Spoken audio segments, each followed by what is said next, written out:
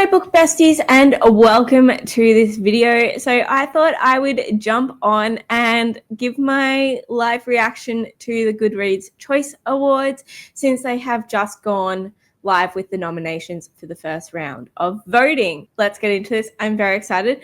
I will preface this by I don't really use GoodReads anymore, so you'll be seeing things like want to read and things like that for books that I have read. The only reason I have GoodReads anymore is because, well, still, is I like the list ability to be able to see things like that and the tags, like how to be able to search for things, and purely for this, the Choice Awards.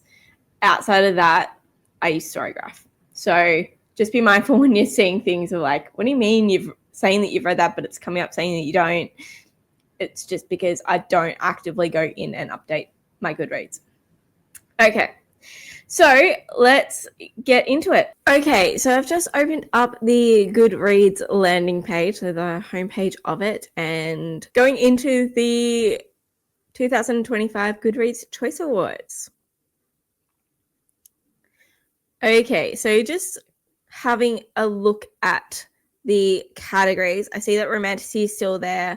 I'm not surprised by that. Romantasy is a massive category at the moment. It has made its own genre in itself rather than just being a combination of fantasy and romance. That being said, I would still like to see a bit more of a distinction between books that are fantasy books with some romance and a romantasy, and same with a book that's romance with a couple of fantasy elements. To me, they don't count as romantasy. It needs to be 50-50. It needs to be about the fantasy and the romance all coming together. So that's my only pet peeve with romantasy as a genre on its own.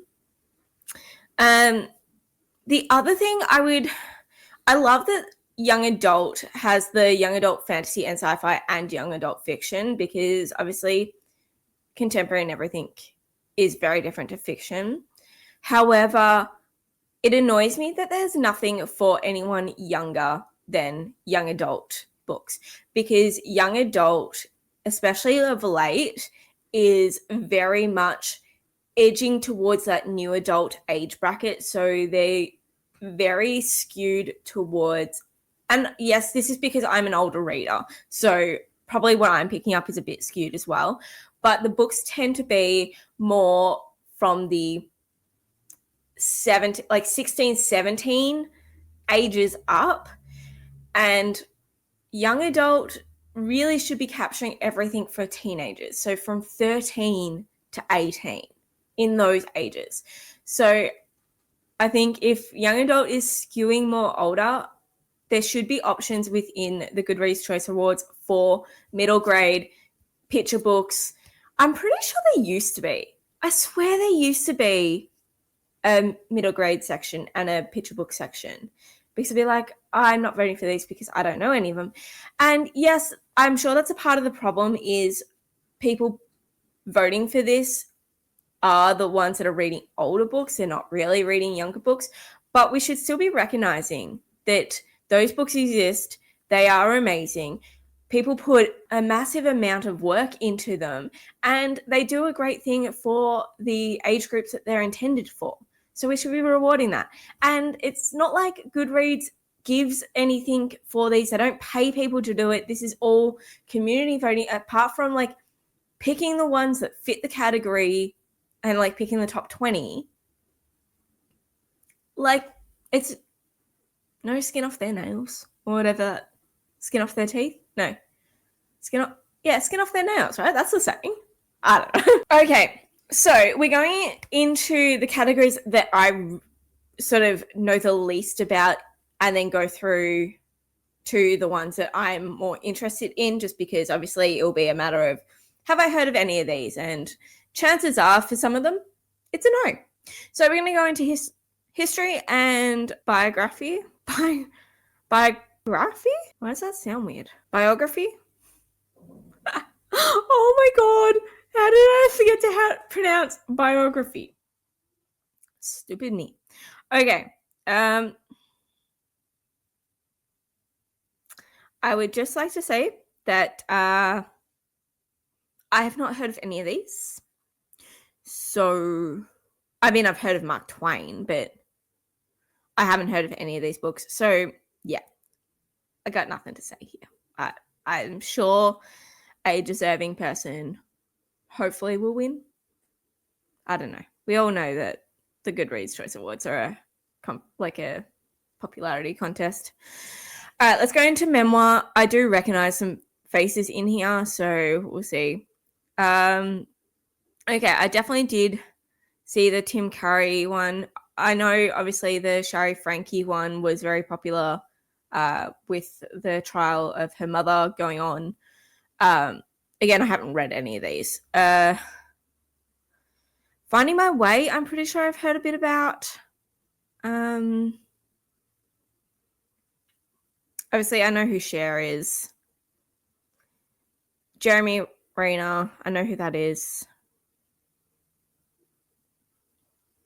My prediction for this will be the Shari Frankie book, just because of how much that whole situation. Oh, I'm knocking the camera. Sorry, that entire situation sort of captured everyone. That I think more people will just know of the story. So for people that haven't read them but go and vote in every category anyway, I think there's a bit more of a likelihood that they'll just vote for that one. So that would be my prediction of who wins this category. But also, I think the Jeremy Renner book was apparently really good too. So that would be my hopeful win. I just don't think it will happen. Okay. Up next, we'll go into the nonfiction. We're basically just these bottom three rows. I don't know. Because then the other ones, it's like sometimes I know the book because I wouldn't necessarily put it in that category, but that's where they've landed. Okay, so the Let Them theory, that blew up this year. I remember seeing everyone talking about it. And that's the only one I know. I think that one's going to win just because so many people were reading it. Although Everything is Tuberculosis by John Green, I did hear a lot about as well. But I think more people will vote for the Let Them theory. Yeah. But they're the only two that I really know about. I do not read nonfiction. It's not a category that I enjoy reading. Okay. Up next, let's go into the historical fiction because I don't think I'll know any of them either.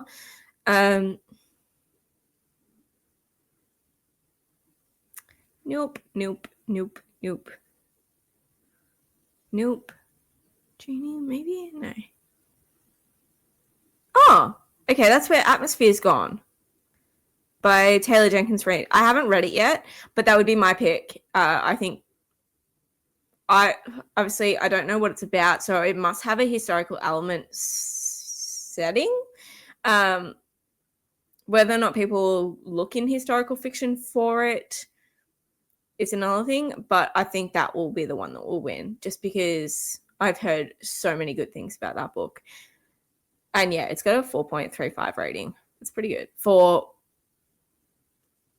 468,000 reviews. That's impressive. Okay. Okay, next up, we're going to Mystery and Thriller. This is one I know that Leandra from TBR Zero wishes they would just separate because,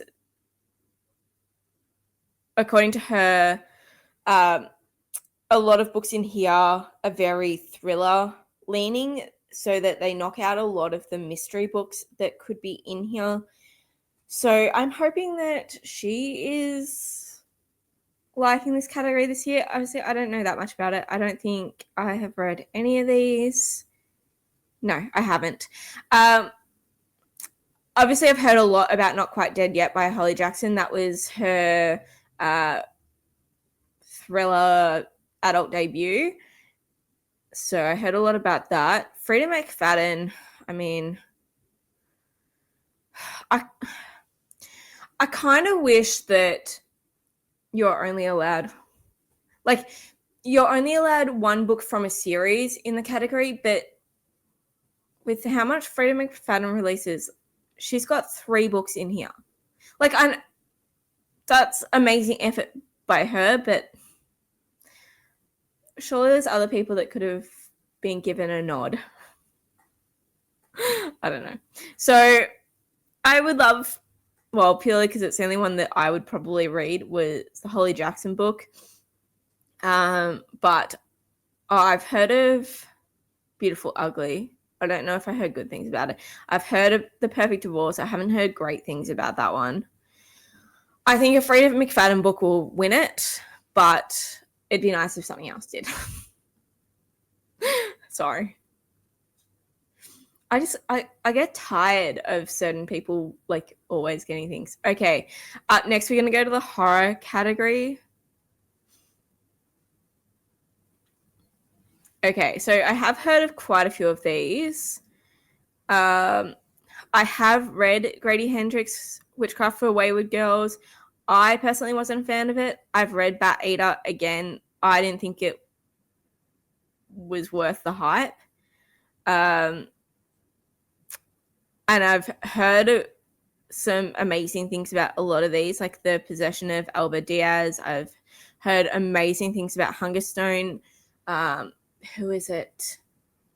Tori always goes on about this book. And obviously We Love You Bunny has been pretty popular of lately. I would like to see, Chuck Tingle's Lucky Day. I would actually like to see Chuck Tingle win this because I've heard that book is amazing. But I don't know. I think it's going to be between these 4. This Buffalo. Either Nat Cassidy. No, I reckon Grady Hendrix will win it. I think Witchcraft for Wayward Girls is going to win it, but I would like to see Chuck Tingle with Lucky Day win it. Okay. What are we up to? Let's go into fiction because I don't read a lot of just general fiction. Okay. So, okay. My vote, hands down, is My Friends by Frederick Backman. I love his writing. I read that this year. It was so good. It didn't break me the way that Beartown broke me, but it was still such a really nice story. And a 4.42 rating with 232,000 votes is pretty impressive. I have seen a lot about Wild Dark Shore too. That's another one I've seen a lot of. But my vote is, I should have been voting for these while I was doing it, but that's okay. I'll go back and do that later. Not that I've really been into a category where I've read them. So I'll vote for this one because I have read that. Okay. If I go back, okay, it's not going to delete it. All right, so I want to save romance. I'll save romantic. I'll save fantasy. Let's go science fiction next. We're just going to go through the order. Okay. Again, I don't think I will have read any of these. I'm not a science fiction girly. I would like to be. I would like to be an everything girly, but it's not going to happen yet. I haven't heard of any of these books. So I'm not giving my opinion on anything. And I can't even see one that I'm like, oh yeah, someone's talked about that, so that would be my pick. I know nothing about any of these. So I don't even have a vote for who I think is going to win. Okay, debut novel. So this is debut novel and audiobook categories are the only other categories that the book can appear twice. So, yes, just keeping that in mind. I don't know if... Surely they don't ban them from winning it. They can take out both categories. Surely. I don't know. Anyway. Okay. I have not read any of these. Alchemize is on my 10 Before the End list. And honestly, I do think that's the one that's going to win just because it's been a recent release and it's on, like, everyone's talking about it. Whether or not it has enough votes for everyone. Like, I know it's very popular in the romantic fantasy sort of groups and my age bracket. Whether or not it goes outside of that enough to get all the votes, I don't know. But that would be my guess of who's going to win it, purely because it's the only one I know of. Sorry. Oh, I should have thought about this before doing this video, but oh well. Okay, audiobook. So,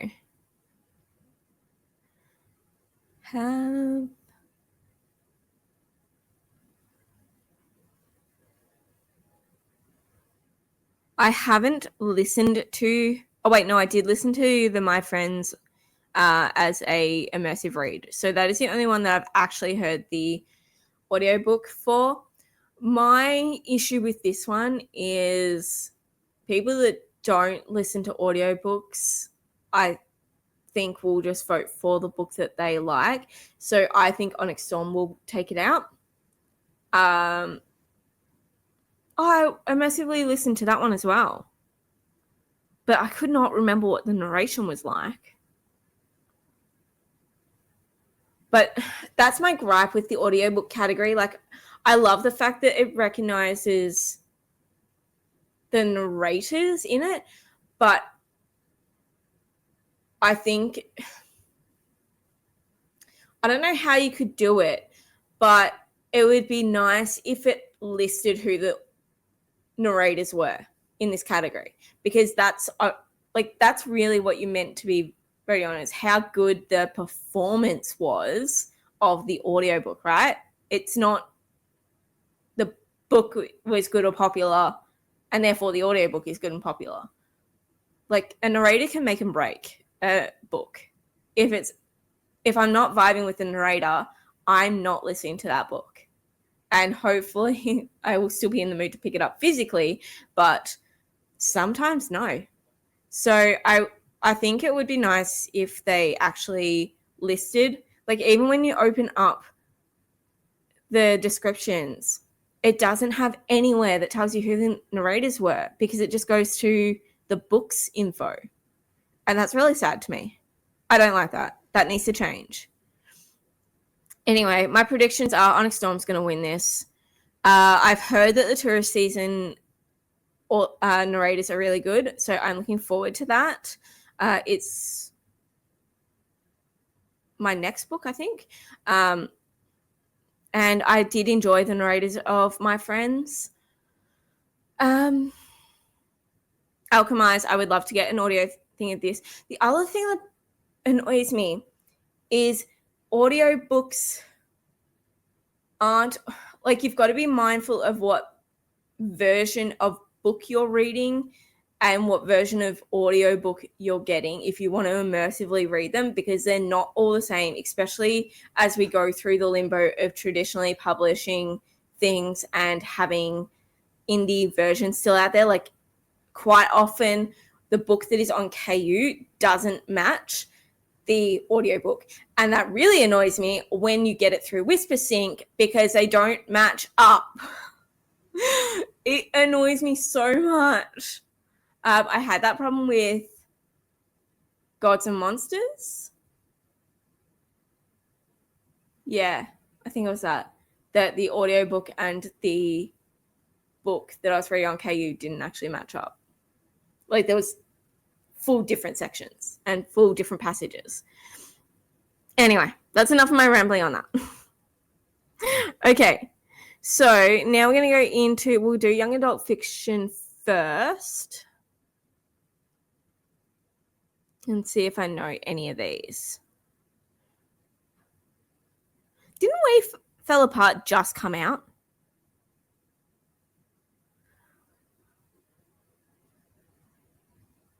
Okay, so I haven't read any of these. I've heard really good things about Thrashers. Glorious Rivals will always get into this list.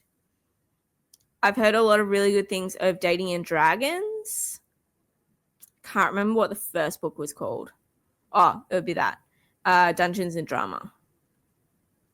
Adam Silvera is always pretty popular.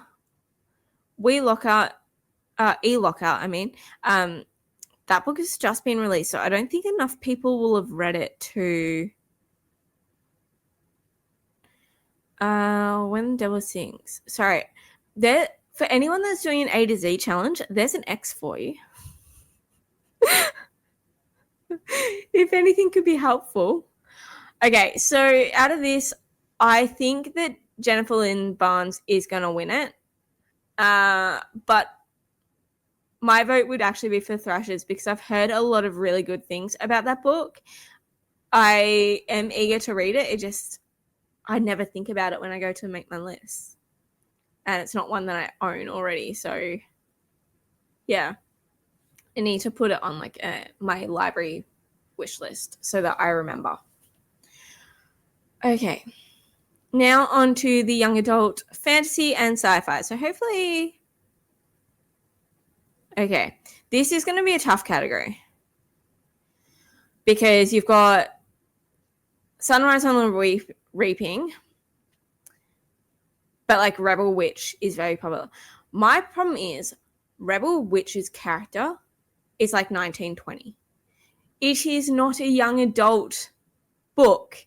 It is advertised as young adult, and this is another tangent, sorry. But publishing houses I know are very funny about where they're picking up books for, like what categories they're picking them up for. And it'd be nice if we could just get a general consensus of it is young adult if the character is 18 or less. It is new adult if they're 18 to like 30 or like 25, whatever you want to make it. I'd say probably 30. And then if it's not specified and they're an adult, then it goes in the adult category, or if they're older. Can we just draw those lines? Think of it more of an audience category rather than actual genres. Because Rebel Witch, and I'm sure for some of these, because young adult is skewing so like that new adult age, I don't know how many parents would be okay with their 13-year-old reading it. Like, it's getting to the point of we need rating systems on our books so that people are aware of what is happening. And not that I ever want to tell people that they shouldn't read something, but parents do have a right to know, and parents do have a right to determine at what age they want to expose their kids to certain things. So, food for thought. Anyway, yeah, this is going to be a hard one because I've heard amazing things about Immortal Consequences. I have that on my Romantasy TBR. I really want to read Oathbound. Well, I want to read, what is it, Legendborn first.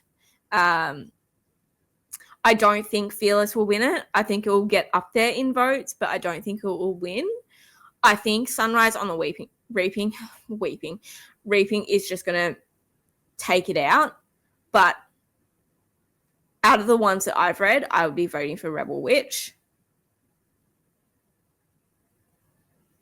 Yeah. But I don't think anything has a chance next to Sunrise on the Reaping. Okay, moving on. So now we are going into our romance category. Okay, I have read a few of these. So I've read Begborough Steel. I've read Say You'll Remember Me. I've read Deep End. Okay, wasn't that a YA book? Like, I know it wasn't YA topics, but I thought it was advertised as a YA. But I'm glad it's in here and not YA. Okay. So they're the only ones that I've actually read. However, I have started the Dream Harbor series and really enjoyed them. I have started the Ruinous Love trilogy and really enjoyed them. I like Emily Henry. I've been meaning to pick up B.K. Borison. Tourist Season. Okay. I don't know what will actually win this. I think it will be... Actually, no, I do. I think it will be Emily Henry. I think she'll just win it. But I really liked Say You'd Remember Me. I think it was a really nice story and dealt with a lot of things pretty well, like dealing with a ill parent and the sacrifices that you make to help out the family.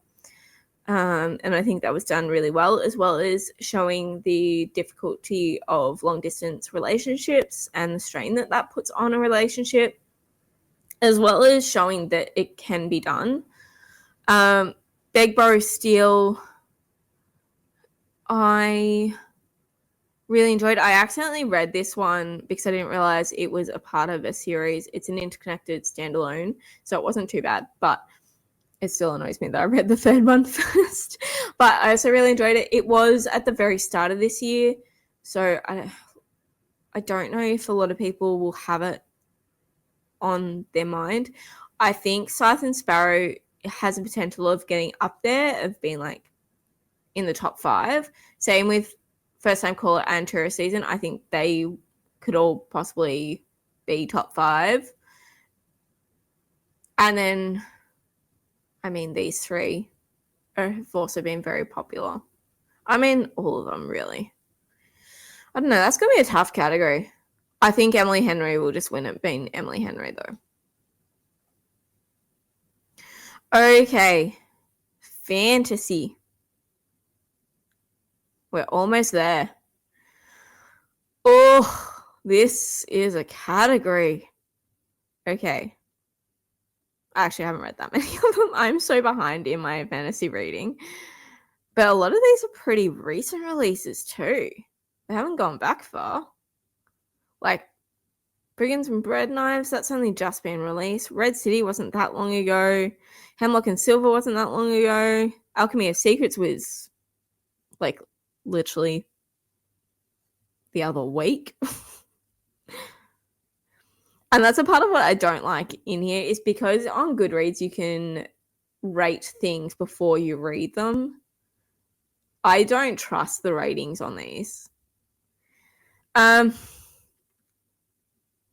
Okay. Ooh, this is going to be a category. I don't know. I think either Catabasis or The Strength of the Few.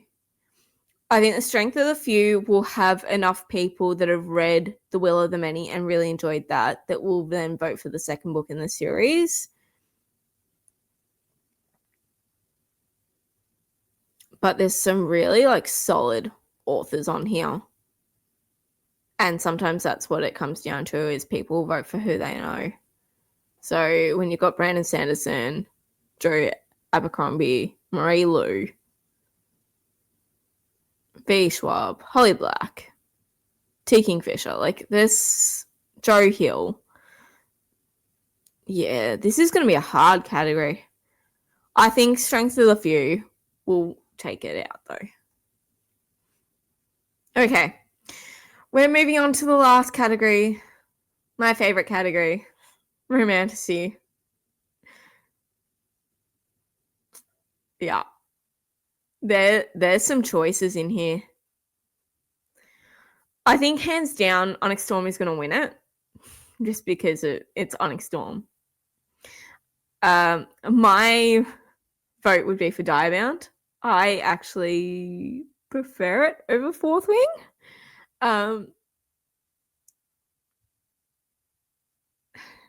Yeah. I don't know. I think to me it was just a nicer book. But on Wings, like all of these have just been so popular. On Wings of Blood was really popular this year. Bonds of Hercules has been massive. Our Vicious Oath has only just come out. So I don't think enough people will have read it to vote for it. Enchantra, massively popular. The Night of the Moth, so popular. And Rachel Gillick is a massive, like, great writer. I haven't read this one yet, but I need to finish the Shepherd King duology first. Chris Broadbent, again, really popular. Shield of Sparrows, I really did love. Alchemized has been really popular. A Witch's Guide to Magic Innkeeping, very popular. Accomplice to the Villain. Even like the top 5 of this is going to be insane.